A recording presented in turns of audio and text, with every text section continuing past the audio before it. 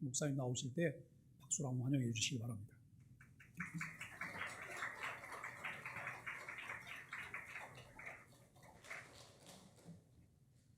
코로나 전에 집회에 초청을 받아서 이렇게 집회를 오려고 하다가 코로나가 생기면서 집회를 못하게 됐습니다. 한 3년 벌써 지났죠? 한 3년 지나서 이렇게 또 여러분들을 주일에 뵙게 돼서 너무 반갑습니다.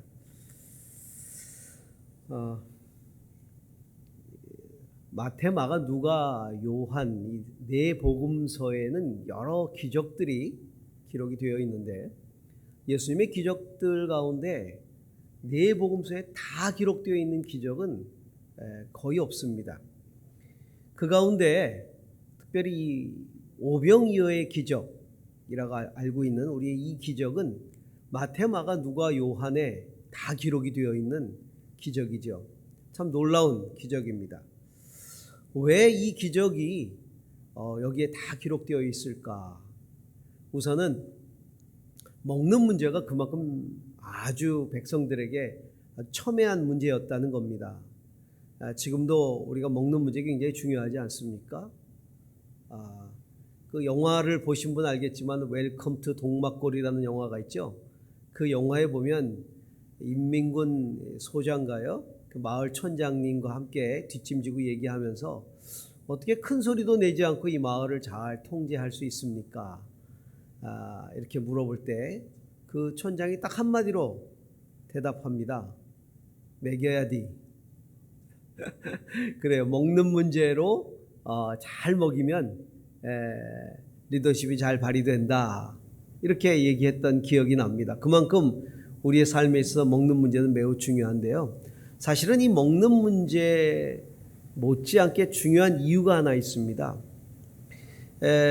성경 구약 성경에 하나님께서 예언하시기를, 모세에게 말씀하시기를 내가 너와 같은 선지자 하나를 이스라엘 백성에게 일으킬 것이다, 이렇게 약속을 하셨거든요. 그 모세와 같은 선지자를 일으킬 것인데 그가 이제 메시아라는 것이죠. 그 모세와 같은 선지자의 역할이 뭐냐? 크게 두 가지 역할 아닙니까? 출애굽, 이스라엘을 구원해내는 역할과 또 하나는 광야에서 먹이는 만나와 메추라기, 그리고 생수를 통해 먹이는 그런 역할을 할 메시아를 보내겠다는 것이죠. 그래서 이스라엘 백성들은요, 그런 모세와 같은 역할을 할 메시아를 기다리고 있었던 거예요. 그런데 예수님이 오셔서 오병이어의 기적을 행하시니 얼마나 큰 놀라움이었겠습니까? 우리가 기다리던 메시아가 이분이다. 그래서 예수 그리스도께서 오병이어의 기적을 행하신 다음에 이스라엘 백성들은 예수님을 왕으로 삼으려고 했던 것이죠. 그래서 예수님 오히려 그들을 피하여서 산으로 기도하러 가시지 않습니까? 그만큼 굉장히 중요한 기적입니다.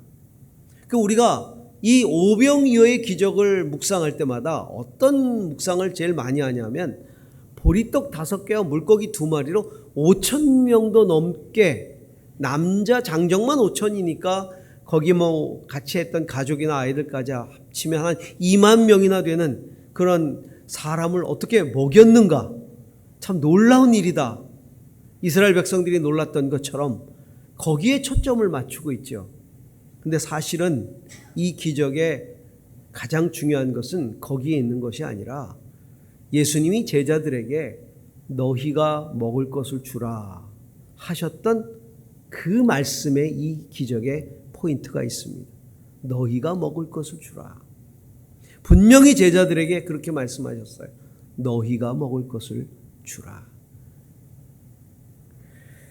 오늘도 주님은 우리에게 이렇게 말씀하고 계세요. 너희가 먹을 것을 주라. 어떻게 우리가 그들을 먹일 수 있겠습니까? 오늘 우리는 이 기적을 통해서, 오병이어의 기적을 통해서 몇 가지 우리가 이 시대의 주님의 명령, 너희가 먹을 것을 주라 하고 있는 그 명령을 묵상하면서 어떻게 먹일 수 있는가를 우리가 좀 더 깊이 또 묵상해 보기를 원합니다. 그 첫 번째는요, 오병이어의 기적의 동기가 됩니다. 왜 주님이 이 오병이어의 기적을 베푸셨을까 하는 거예요. 진리 앞에 머물고 싶어하는 영혼들을 불쌍히 여기는 마음이에요. 진리 앞에 머물고 싶어하는 영혼들을 불쌍히 여기는 마음. 오병이어의 시작은 사실은요, 먹는 문제가 아니에요. 만약에 먹는 문제가 이 기적의 포커싱이라면 예수님이 오병이어와 같은 기적을 공생에 내내 행했어야 됩니다. 그런데 사실은 오병이어의 기적, 그 다음에 또 칠병이어의 기적이 나오지 않습니까? 복음서에. 그 외에는 그렇게 오병이어의 기적과 같은 그 기적을 행하셨던 일이 거의 없어요. 먹는 문제가 주요한 초점이 아니라는 겁니다. 오늘 우리가 읽었던 성경 말씀의 34절을 보면 이렇게 나와 있습니다. 예수께서 나오사 큰 무리를 보시고 그 목자 없는 양 같음으로 인하여 불쌍히 여기사 이에 여러 가지로 가르치시더라. 목자 없는 양 같은 그런 무리들, 소위 진리를 갈망하는데 그 당시에 사람들이 진리를 듣고 싶어서 그 광야에 나와서 주님의 말씀에 귀를 기울였던 거 아니겠습니까? 음식을 먹는 시간이 지날 때까지도 그 진리에 귀를 기울이는 그 모습, 진리를 듣고 싶어하는 그 모습, 진리에 갈망한 그 모습, 그들을 긍휼히 여겼기 때문에 주님이 오병이어의 기적을 행하셨던 것입니다. 여러분, 교회가 어떤 역할을 합니까? 성도가 어떤 역할을 해야 됩니까? 교회는 진리를 듣는 곳이 아닙니까? 수많은 세상 사람들이 진리를 갈망하기 때문에 교회를 나오는 거예요. 여러분, 우리가 교회에 나와서 예배를 드리는 이유가 무엇입니까? 물론 하나님을 경외하고 하나님을 예배하는 그 경외심에서 예배를 드리기도 하지만 우리는 그 진리를 듣기 위해서 나옵니다. 그리고 진리가 선포되기 때문에 우리는 이곳에 나오는 겁니다.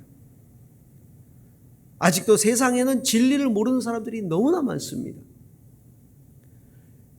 우리는 그들에게 진리를 듣게 할 책임이 있습니다. 그래서 예수님이 말씀하시길 너희는 온 천하에 다니며 만민에게 복음을 전파하라 말씀하셨고, 너희는 가서 모든 족속으로 제자를 삼아 아버지와 아들과 성령의 이름으로 세례를 주고 내가 너에게 분부한 모든 것을 가르쳐 지키게 하라고 말씀하셨죠. 진리를 듣게 하라는 거예요. 오늘도 세상 가운데는 진리를 갈망하는 영혼들이 굉장히 많지요. 그들을 긍휼히 여기는 마음이 있어야 합니다. 교회는 그들을 긍휼히 여기는 마음이 있어야 하고, 성도는 그들을 긍휼히 여기는 마음을 가진 사람을 성도라고 합니다. 어떤 사람? 진리를 갈망하는 사람들을 긍휼히 여겨야 합니다. 사랑하는 소망이요 성도 여러분, 우리 모두가 진리를 갈망하는 그 모든 사람들을 긍휼히 여기는 그런 마음을 가질 수 있기를 주의 이름으로 축복합니다. 제자들은 어떻게 했습니까? 그 백성들을 흩어 먹게 하라 그랬어요. 예수님은 이들을 어떻게 먹여야 될까? 자, 이들이 밥때를 지나서까지 흩어질 생각을 안 하는 거예요. 말씀을 듣고 싶어 하는 거예요.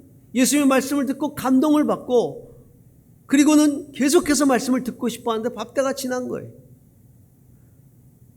어떻게 해서 이들을 먹게 할까? 그랬더니 제자들은 다 집으로 보내서 각자 먹고 오게 하십시오. 그때 예수님이 하신 말씀이 뭐예요? 너희가 먹을 걸 주라는 거예요. 너희가 먹을 걸 주라. 이들이 흩어졌다 다시 올 수 있겠느냐? 지금 진리를 갈망하고 여기에 있는 이 백성들에게 너희가 먹을 것을 주어서 이들이 흩어지지 않고 지속적으로 하나님의 말씀을 들을 수 있도록 하라는 것이죠. 35절에 36절에 때가 저물어가며 제자들이 예수께 나와 여짜오되 이곳은 빈들이요 날도 저물어가니 무리를 보내서 두루 촌과 마을로 가서 무엇을 사 먹게 하옵소서. 다 보내서 각자 사 먹게 하옵소서. 그때 예수님이 너희가 먹을 것을 주라. 이들이 진리 앞에 지속적으로 머물게 하라. 그렇습니다. 오병이어의 기적의 시작은 거기서부터 시작되는 거예요. 진리를 갈망하는 사람을 향한 긍휼. 오늘도 우리 교회는, 성도는 그 마음을 잃지 말아야 합니다. 두 번째는요, 이 오병이어의 기적, 우리가 먹을 것을 줄 수 있으려면 믿음을 가져야 한다는 겁니다. 믿음을 가져야 됩니다. 오늘 읽은 마태복음에 나오지 않지만 요한복음에 예수님이 빌립에게 시험코자 질문하는 게 나옵니다. 빌립을 시험코자 질문을 하셨다. 어떻게 질문을 하시냐면 어디서 떡을 사서 이들을 먹일 것인가? 어디서 떡을 사서 이들을 먹일 것인가? 질문을 하시면서 빌립을 시험코자 합니다. 이렇게 말씀하셨어요. 여러분, 이 말씀을 잘 묵상해야 돼요. 예수님의 질문의 핵심은 뭡니까? 어디서예요? 어디서 떡을 사서 이들을 먹일 것인가? 뭘 시험한 거예요? 이 떡이 어디로부터 올 수 있는가에 대한 믿음이 있는가? 그걸 시험한 거예요. 그럼 예수님이 원하는 대답은 무엇입니까? 주님이 하실 것입니다. 하나님이 행하실 것입니다. 이 대답을 듣기 원하는 거잖아요. 어디서 떡을 사서 이들을 먹일 것인가? 너희가 먹을 것을 주라 이렇게 말씀하시고는 어디서 떡을 사서 먹일 수 있을 것인가? 라고 할 때 빌립은 이렇게 대답했어야 되죠. 우리에게, 지금 아무것도 없는 우리에게 떡을 먹이라고, 너희가 떡을 먹을 것을 주라 라고 했을 때는 주님이 하시지 않겠습니까? 주님께서 행하십시오. 주님으로부터 역사가 일어날 것입니다. 이런 대답을 원하셨던 것이에요. 그런데 빌립은 뭐라고 대답합니까? 이들을 다 먹이는데 얼마나 들겠습니까? 얼마나로 대답을 해요. 주님은 어디서라고 물었는데 빌립은 얼마나. 우리가 어떤 사역을 할 때 그래요. 자, 주님 우리에게 어떤 일을 맡기셨어요. 어떤 사역을 하도록 사명을 주셨어요. 어떤 비전을 주셨어요. 교회에게도 비전이 있고 성도들 개인에게도 하나님의 부르심의 소망이 있지 않습니까? 그 비전을 따라 하나님께서 어떤 일들을 행하도록 명령하셨어요. 그때 주님이 우리를 시험해서 물으시는 거예요. 어디서 능력이 나서, 어디서 재정이 나서, 어디서 우리가 계획을 세울 수 있어서 이 일을 행할 수 있겠느냐? 그때 우리의 대답은 주님이 행하실 것입니다. 우리에게 비전을 주셨기에, 우리에게 사명을 주셨기에, 우리에게 은혜를 주셨기에 우리는 이 일을 할 수 있습니다. 라고 답을 해야 되는데 우리는 얼마나로 대답을 하는 거예요. 주님, 그 일을 행할 때는요, 재정이 얼마나 들겠습니까? 우리가 청소년들을 살릴 때 재정이 얼마나 들겠습니까? 얼마나로 대답을 하는 거예요. 그러면서 계산을 하고 있는 거죠. 200데나리온이나 듭니다.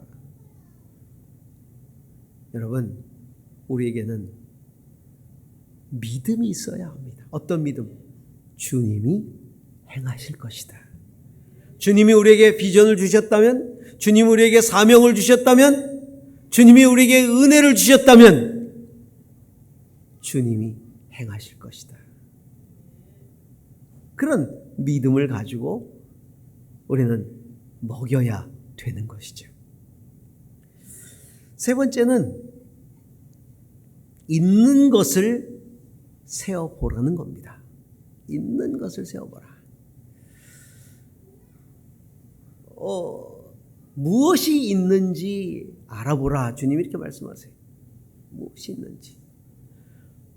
그래서 사람들이 가가지고 제자들이 가서 뭘 가지고 온 게 있는 사람 좀 내어 보십시오. 그때 한 아이가 보리떡 5개와 물고기 2마리가 있다는 것을 발견합니다. 자, 주님이 분명히 무엇이 있는지 보라 그랬어요. 무엇이 있는지 보라. 그런데 안드레가 이 오병이어를 가지고 와서 주님께 대답을 합니다. 여기 보리떡 5개와 물고기 2마리가 있는데 이 많은 사람에게 이것이 얼마나 되겠습니까? 이렇게 대답을 해요. 무슨 얘기예요? 이 조그만 것이 무슨 소용이 있겠습니까? 자, 분명히 주님은 있는 걸 보라고 말씀하셨는데 지금 안드레는 뭘 보고 있는 거예요? 없는 걸 보고 있는 거예요. 보리떡 5개와 물고기 2마리가 누굴 먹일 수 있겠습니까? 이들을 먹이려면 필요한 게 어마어마하게 많이 필요한데 지금 이것밖에 없다는 거 아니에요. 보리떡 5개하고 물고기 2마리 밖에 없다. 없는 걸 보고 있는 거예요. 있는 것을 세어봐야 돼요. 주님은 분명히 우리에게 있는 것을 보라고 말하고 있습니다. 하나님께서 이 소망의 교회에게 비전을 주시고 그리고 하나님의 일들을 맡기셨을 때는 여러분 우리 교회는 이것도 없습니다. 저것도 없습니다. 저것도 없습니다. 없는 것을 봐서는 안 됩니다. 있는 걸 봐야 합니다. 하나님이 꿈을 주시고 비전을 주실 때는 하나님께서 행하실 것이기 때문에 무엇이 있느냐 그것을 보라는 거예요. 요즘 영화 한산도라는 영화가 있죠. 한산. 그 전편이 명량이라는 영화였어요. 제가 명량을 보고 명량을 3번인가 4번인가를 봤어요. 그리고 이번 한산을 이제 처음 봤는데 몇 번 더 보려고 합니다. 아주 감동적이에요. 근데 그 명량 혹시 다 보셨겠지만 명량이라는 영화에 이순신 장군이 백의종군 하잖아요. 모함을 당해가지고 감옥에 갇히고 그리고 백의종군하러 나왔더니 그 이순신 장군이 만들어 놓고 엄청나게 그 세워놓은 이 수군의 그 전력을 원균이라고 하는 장수가 다 잃어버렸잖아요. 다 잃어버렸어요. 그리고는 배가 몇 개 남질 않았어요. 12척인가 남았죠. 적군이 이미 해상권을 다 장악해버렸어요. 왜군이. 그리고 다시 이순신 장군이 이제 그들과 싸워야 되는 거예요. 그거 가지고 어떻게 싸우냐 이거예요. 다 포기하고 육군하고 합류를 하라는 거죠. 그때 이순신 장군이 뭐라 그럽니까? 신에게는 아직도 12척이나 되는 배가 남아 있습니다. 아직도 그것이 남아있다. 이거면 된다는 거예요. 그리고 그것을 가지고 승리하지 않습니까? 대단합니다. 전사에 보면 학자들이 이순신 장군의 전승을 24전 24승이라고 합니다. 얼마 전에 어떤 연구가가 연구를 했더니 그는 이렇게 얘기를 합니다. 엄밀하게 얘기하면 45전 40승 5무다 이렇게 얘기를 했어요.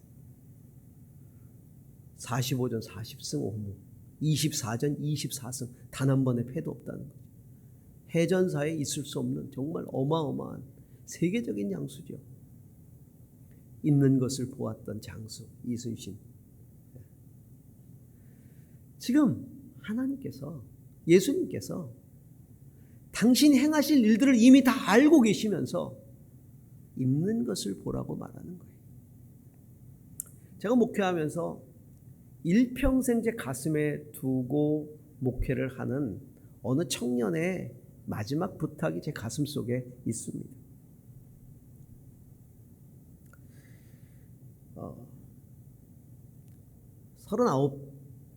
39 36살 때, 제가 36살 때 일이에요. 제가 지금은 이제 거꾸로 뒤집어서 이제 63세가 됐는데 36살 때 목회 뭐 천연병이나 마찬가지죠. 부목사 시절에 서울대학병원에 제가 신방을 갔습니다. 똑같은 36살 청년 신방을 갔어요. 미혼 청년이었어요. 간암 말기 3개월 시한부 인생을 살고 있는 청년이었어요. 간암 말기에 3개월 시한부 인생 그 시간을 놔두고 이 청년이 예수를 영접했어요. 그래서 너무너무 행복해하는 거예요. 그래서 세례를 좀 받았으면 좋겠다. 그래서 제가 세례를 주러 갔어요. 그 청년에게. 제가 청년에게 세례를 베풀었습니다. 세례를 베푸는데 너무 안타까운 거예요.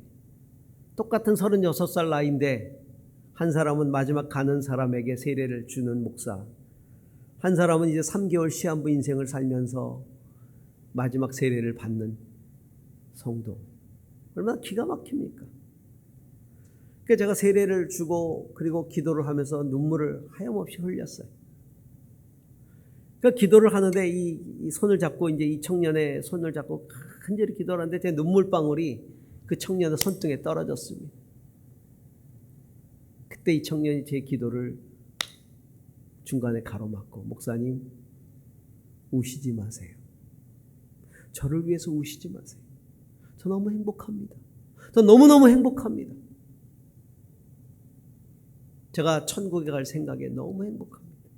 왜 진작에 예수를 믿지 않았는지 안타까울 뿐입니다. 그러면서 이런 얘기를 해요. 목사님, 저를 위해서 우시지 마시고 그 눈물을 아껴두셨다가 아직도 예수를 모르는 사람을 위해서 그 눈물을 흘려주세요. 저를 위해서 울지 마시고 그 눈물을 아껴두셨다가 아직도 예수를 모르는 사람을 위해서 눈물 흘려주세요. 저는 그 청년의 그 말을 지금까지 제 가슴에 두고 목회를 합니다. 예수 믿지 않는 영혼을 위해서 흘려달라는 그 청년의 부탁. 그 청년은 정확히 3개월 후에 세상을 떠났는데요. 그 3개월을요, 불꽃같이 살다 갔습니다. 불꽃같이. 그 서울대학병원의 안병동을 다 다니면서 복음을 전했어요.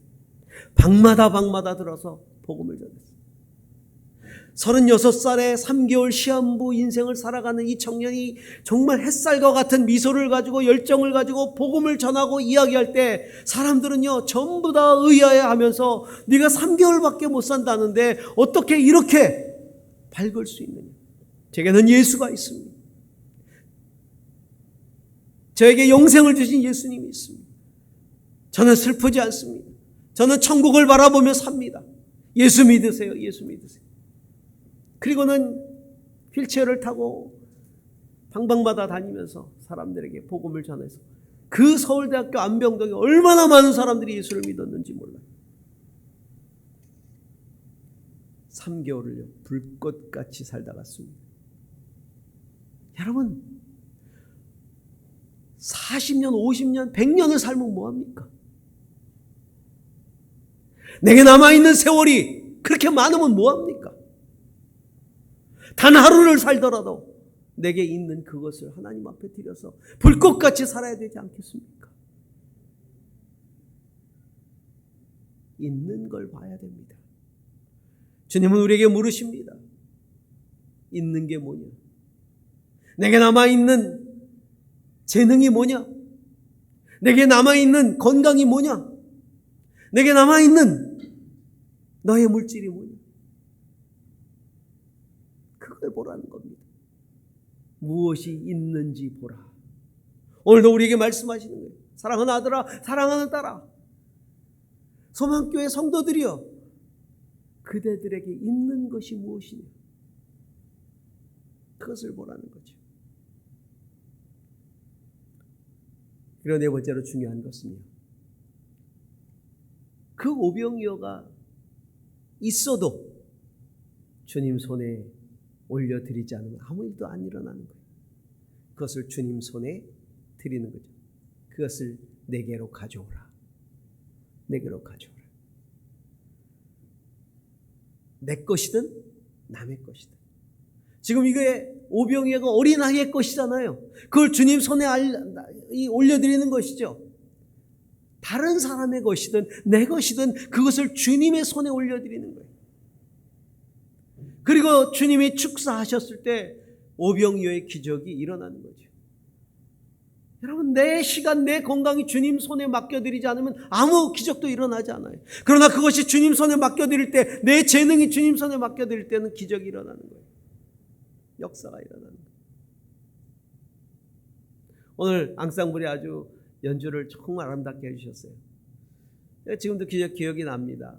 제가 부교육자 시절에 제가 이 새벽기도, 2부 새벽기도를 제가 쭉 인도를 했었는데, 그때 거기 그 챔버들이 아침에 새벽에 나와서 봉사를 했었어요. 새벽마다. 그래서 이제 뭐 첼리스트도 있었고, 그 다음에 이제 더블 베이스도 있고, 그 다음에 피아노도 있고, 다 시향 연주자였었어요. 아주 실력이 쟁쟁한 사람들이죠. 제일 끝에 앉아서 기타 치는 분이 계셨어요. 당시 안수 집사님이신데 순장님이셨죠. 경제학 교수님이셨어요. 기타를 들고 앉아 계시는 거예요. 기타 배운 지가 얼마 안 돼요. 그 부인이 저한테 전화가 왔었어요.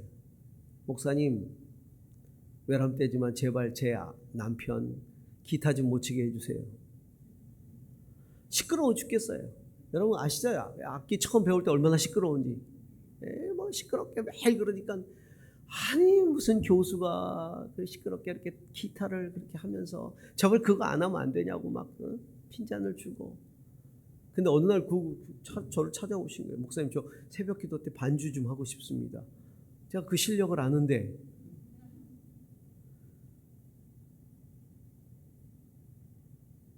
그 뭐 할 수 없이 뭐 그냥 같이 앉으시라 그랬죠.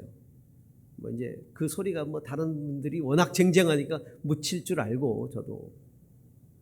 그럼 앉아서 끝에서 하는 거야. 들리든 안 들리든 이제 막 배운 그 기타의 재능을 자기가 하나님 앞에 드리고 싶은 거예요. 앉아서 딱 연주를 해요. 그러다 은혜를 확 받죠. 그러면 연주를 멈추고 딱 가만히 묵상을 하고 계세요. 더 은혜스럽지? 그분이요, 정말 자기가 가진 그 작은 걸 가지고 정말 하나님 앞에 드리려고 그렇게 애를 쓰셨어요. 그분이 경제에 있어서 우리나라에 기여를 굉장히 많이 하셨어요. 그 소명이라는 영화가 있어요. 그 주인공이 히말라야의 슈바이처라고 불리우는 강원희 선교사입니다. 이분이 네팔에 의료 선교를 나가셨던 선교사님이셨어요. 한경직 목사님이 살아계실 때 한경직 목사님 기념관을 기념 수양관을 설악산에 누가 기증을 해서 그 개소식에 제가 모시고 있던 우리 하용주 목사님을 모시고 제가 갔어요. 그때 그 한경직 목사님 오셨어요. 휠체어 타고 오셨어요. 근데 그때 이제 순서 중에 갑자기 강원희 선교사님을 한경직 목사님이 나가라 그러시더니 간증을 좀 하라고. 근데 저는 옆에 누가 허름한 양복을 입고요, 머리가 히말라야 진짜 설인처럼 흰 머리가 백발이 여기까지 되신 분이 이렇게 꾸부정하게 앞에 앉아 계시는데 저건 누구신가 했어요. 근데 그분이 이제 나가서 간증을 하시는 거예요. 이분이 속초에서 개원을 했습니다. 외과 의사인데 명의로 소문이 났어요. 그래서 전국 곳곳에서 이분에게 치료를 받기 위해서 옵니다.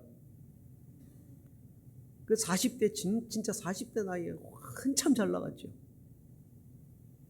그때 어느 날, 그러니까 이분의 사명은 뭐냐면 자기는 돈을 많이 벌어가지고 선교사들을 막 보내는 거예요. 그 선교사 후원을 굉장히 많이 했어요.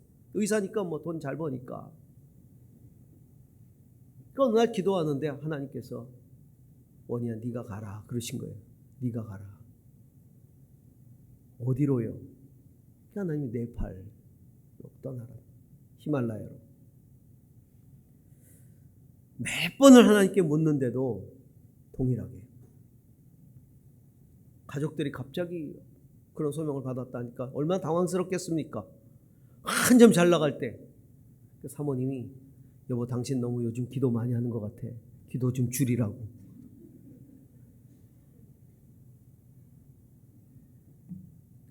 사모님이 이런저런 명목으로 자꾸 만류를 합니다. 늙으신 노부모님도 계시니까 부모님들 떠나시면 세상 떠나시면 우리 갑시다. 또 입시를 봐야 되는 아이도 있으니까 뭐 대학에 보내고 갑시다. 그러다가 안 돼서 사모님이 이렇게 말합니다. 여보 의사는 나이 들어서도 할 수 있는 거잖아. 우리 당신 비전이 많은 선교사들을 후원하는 거니까 돈 많이 벌 수 있을 때 의사 나이 40대 황금기에 돈을 많이 벌고 그리고 은퇴하고 우리 갑시다. 그때 강원희 선교사님이 이렇게 대답을 하셨어요. 맞아. 의사 나이 40대면 내 인생의 가운데 토막이야. 나는 내 인생의 가운데 토막을 하나님 앞에 드리고 싶어. 내가 쓰다 남은 인생이 아니라 내 인생의 가운데 토막을 하나님 앞에 드리고 싶어. 그 말씀에 사모님이 아무 소리 못하고 따라 나섭니다. 17년 동안 네팔, 스리랑카, 방글라데시에서 사역을 하시고 65세에 들어오셨어요. 그때 머리는 백발이 되어 있었고 등은 굽었고 정말 히말라야의 성자. 65세에 들어오셨다가 2년 잠깐 머물고 내 남은 인생도 하나님 앞에 드리겠다. 2년 후에 다시 아프리카의 에티오피아로 떠나셔서 7년을 일하고 돌아오셨어요. 자랑스러운 한국인의 선정이 됐고 TV에 방영도 됐죠. 그리고 2010년에 80을 앞둔 나이에 다시 네팔로 들어가셨어요. 아직도 네팔에 남아있는 미전도 지역의 복음의 전진기지가 될 병원 하나라도 세워야 된다는 생각 때문에 그는 다시 들어가신 거예요. 내 인생 하나님 앞에 올려드린다. 내 남은 것, 가운데 토막이 아니라 내 남은 전 인생을 하나님 앞에 올려드린다. 노년에 뭔가 보람 있는 일을 하면서 인생을 드리는 게 쉬는 것보다 낫다. 내 마지막 삶은 네팔에서 보낼 것이다. 히말라야 산맥 4,000m 산속에서는 그 미전도 지역의 전도를 위한 전진기지를 만들겠다. 그는 그렇게 말씀하셨어요. 그리고 후배 의사에게 이렇게 물으셨다고 합니다. 사람이 숨을 들이신 다음에 내쉬지 못하면 어떻게 되지? 죽는 거죠. 그게 인생이야. 인생이 뭐 별건 줄 알아? 숨을 들여 마셨다. 내쉬지 못하면 끝이야. 그 인생을 세상적으로 화려하게 살겠다고 발버둥 쳐야 뭐 하겠나. 어떤 분이 그 이야기를 듣고 이런 얘기를 했습니다. 강원희 선교사는 별거 아닌 그 인생을 통해 하나님의 역사를 쓰고 있다. 여러분, 하나님 손에 들려드리면 하나님이 역사하십니다. 우리 인생이 그런 거 아니겠어요? 여기 연로하신 분들, 저보다 연배가 많으신 분들이 많이 앉아 계시는데 여러분, 눈 깜빡할 사이 아니었습니까? 얼마나 빨리 시간이 지나가 버렸어요. 우리 남아있는 시간이 얼마나 됩니까? 그 남아있는 시간 뭘 위해서 써야 되겠습니까? 우리가 눈 한번 다시 한번 깜빡거리면 우리 하나님 부르심을 받을 때가 되어옵니다. 하나님 앞에 설 때에 우리가 무엇을 내놓을 수 있겠습니까? 여러분, 이렇게 얘기하지 마세요. 저는 연로합니다. 저는 이제 힘이 없습니다. 저는 능력이 없습니다. 여러분, 그렇게 말하지 마세요. 내게 있는 것, 그 작은 것, 오병이어 같은 것이라도 주 앞에 올려드리세요. 적어도 우리는 3개월 이상의 시간들이 남아있지 않습니까? 주님 손 올려드리세요. 주께서 역사하실 겁니다. 우리가 허비할 시간이 없어요. 허비할 시간이 없어요. 그리고 마지막이 뭐냐면 저는 늘 이런 의문을 품었어요. 우리 여기 젊은이들도 많이 앉아 계시는데, 자, 오병이어의 기적이 언제 시작됐을까요? 빵이 막, 오병이어가 막 빵이 5천 명이나 넘는 사람을 2만 명을 먹일 빵과 고기로 된 거잖아요. 그럼 이 기적이 어느 시점에 일어났을까? 주님이 축사하고 나니까 갑자기 막 빵이 빵빵빵빵 하고 막 터져가지고 막 갑자기 빵이 막 산더미처럼 생겼을까? 어느 시점에 이 기적이 일어났을까? 성경을 보니까 그것을 떼어서 제자들에게 주었다 그랬어요. 그리고는 그러니까 제자들이 그것을 받을 수 있는 게 한정되어 있었을 거 아닙니까? 주님이 떼어준 그 조그만 거 가지고 제자들이 이제 떠났겠죠. 사람들을 향해서. 사람들에게 떼어주기 시작할 때 역사가 일어나는 거죠. 떼어줬는데 다시 원상태가 되는 거 아니겠습니까? 떼어주고 떼어주고 떼어주고 떼어주고 떼어주고 나눌 때 역사가 일어나는 거예요. 오병이어의 기적은 나누라고 주신 기적이에요. 나누라고 주신 기적. 나눌 때 역사가 일어나는 거예요. 만약에 이것이 나 혼자 먹으라고 주신 기적이라면 이런 일이 일어나지 않습니다. 어떤 부자가 막 이 소출을 너무 늘려가지고 감당을 할 수가 없어서 창고를 다 지어놓고 그날 배부르고 따뜻하고 그래서 누워서 자기 영혼을 향해서 내 영혼아 만족하라 그러고 있는데 주님 뭐라고 말씀하세요? 어리석은 부자예요. 어리석은 자예요. 내가 오늘 밤에 내 영혼을 도로 찾으리니 그 많은 것이 네 것이 되겠느냐. 자기를 위해서 창고를 쌓아놓고 그리고 자기 안식하고 안위하고 있는 그런 어리석은 인간을 향해서 하나님이 하시는 말씀이 내 영혼을 도로 찾을 건데 그것이 네 것이 되겠느냐. 그 무슨 얘기예요? 쌓아두지 말고 나누라는 거예요. 나누라. 그때 주님께서 역사를 일으키신다. 역사를 일으키신다. 고아들의 아버지 조지 뮬러 독일 태생으로 1805년에 태어났죠. 그리고 사역을 했죠. 그가 그 사역을 시작할 때 평생 그가 고아들을 10,000명의 고아를 먹였다 그래요. 10,000명의 고아를 먹여요. 그래서 고아들의 아버지. 고아들만 먹인 것이 아니라 선교사로 헌신해서 42개국에서 사역을 했어요. 그가 그 엄청난 사역을 시작할 때 그 호주머니에 단돈 2실링, 우리 돈으로 500원이 있었다고 합니다. 500원 가지고 그 사역을 시작했어요. 그런데 그 500원을 가지고 나누기 시작할 때 그가 나눠서 사람들을 먹여 살린 게 얼마였냐면 그 당시 1800년대의 돈 화폐 가치로 750만 불. 어마어마하지 않습니까? 75억 이라는 돈을 흘러보냈어요. 75억이라는 돈이 자기를 통해 세상으로 흘러간 거예요. 제자들을 통해 오병이어가 엄청난 역사로 흘러간 것이 것처럼 사람들에게 저는 이 소망의 교회가 왜 소망의 교회냐?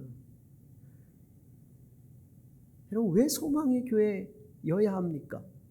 이 교회는 왜 소망이 있어야 합니까? 교회 건물을 지어서 소망이 있습니까? 유럽 가보세요. 이건 건물도 아니죠. 건물 짓는 데만 수십 년 걸렸던 정말 화려한 교회들이, 진짜 어마어마한 교회들이 엄청 많죠.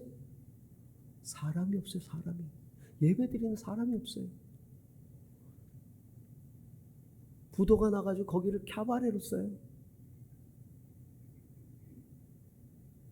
왜 소망이 있습니까? 왜 소망의 교회입니까? 이 소망의 교회가 하나님이 주신 오병이어의 통로가 될 때 진짜 소망이 있는 거예요. 안산의 모든 영혼들에게 조지 뮬러처럼 단돈 이슬링만 있더라도 75억의 그 엄청난 돈이 흘러가듯이 이 소망의 교회를 통해 복음이 흘러가고, 소망의 교회를 통해 사랑이 흘러가고, 은혜가 흘러가고, 기쁨이 흘러가고, 화평이 흘러가고, 축복이 흘러갈 때 소망의 교회, 진짜 소망의 교회가 되지 않겠습니까? 오늘 하나님께서는 소망의 교회가 이 오병의 통로로 쓰임 받기를 원하십니다. 왜냐하면 교회는 우리들 한 사람 한 사람이 교회이기 때문에, 공동체가 교회이기 때문에. 오늘도 주님 우리에게 말씀하십니다. 너희가 먹을 것을 주라. 너희가 먹을 것을 주라. 예, 주님, 그리하겠습니다. 그렇게 먹을 것을 세상으로 나누는 그런 축복의 통로가 되는 소망의 교회가 되기를 주의 이름으로 축복합니다. 기도하십시다.